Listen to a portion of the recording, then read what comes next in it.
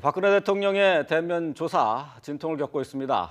일정 유출 문제 때문에 진통을 겪고 있는 것입니다. 네, 대통령 측에서 애초 비공개로 하기로 했던 대통령 조사의 일정이 공개되자 반발하고 있는데요. 내일 대면 조사 여부가 불투명해 보입니다. 취재기자 연결해서 자세한 내용 알아보겠습니다. 김승관 기자.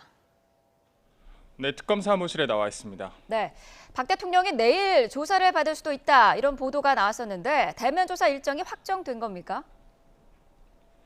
네, 특검은 내일과 모레를 놓고 그동안 대통령 측과 일정을 조율해 왔습니다. 하지만 내일 청와대 내부에서 대통령 조사를 한다고 보도가 나가자 청와대 측이 강력 반발하고 있습니다. 당초 비공개로 하기로 했던 일정을 특검이 공개했다는 겁니다. 하지만 특검은 특검 측에서 이를 밝힌 사실이 없다며 유출 의혹을 전면 부인했습니다. 오히려 청와대 측에서 일정이 유출된 것이 아니냐는 의심의 시각도 거두지 않고 있는데요.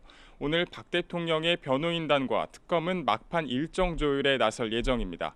내일로 검토됐던 조사 일정이 노출된 만큼 다시 협의를 거쳐 일정이 재조정돼 조사가 미뤄질 가능성도 있습니다.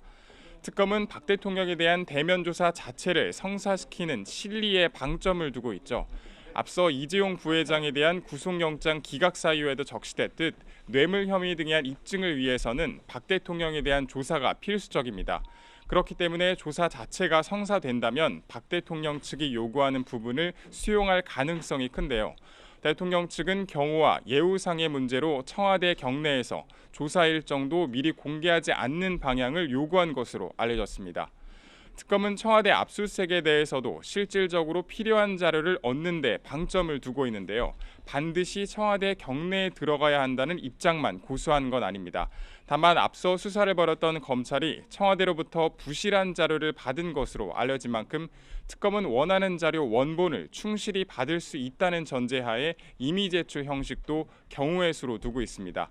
이에 따라 압수수색 협조 공문에 공식 답변을 주지 않고 있는 황교안 권한대행의 실질적인 자료 제출이 이뤄지도록 다시 공문을 보내는 방안도 고려하고 있습니다.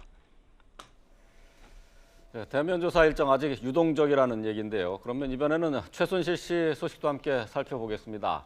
자, 그동안 특검 소환에 계속 불응해 왔는데 체포영장이 2번이나 발부가 됐습니다. 내일 특검에 나와서 조사를 받는다고요? 네, 앞서 특검은 최순실 씨에게 소환 통보를 하고 불응할 경우 3차 체포영장을 발부하겠다고 밝혔는데요. 최 씨는 예상을 깨고 변호인을 통해 특검의 소환 요청에 응했습니다. 이에 따라 내일 다시 특검에 나와서 조사를 받을 예정입니다. 하지만 최 씨 측은 변호인의 조력을 받을 수 있고 진술 거부권을 행사할 수 있는 상황에서 수사에 응하겠다는 전제를 달았습니다. 그런 만큼 최 씨가 특검에 나오더라도 계속 묵비권을 행사할 경우 실질적인 조사가 이뤄질지는 미지수라는 관측도 나옵니다. 지금까지 서울 대치동 특검 사무실에서 YTN 김승환입니다.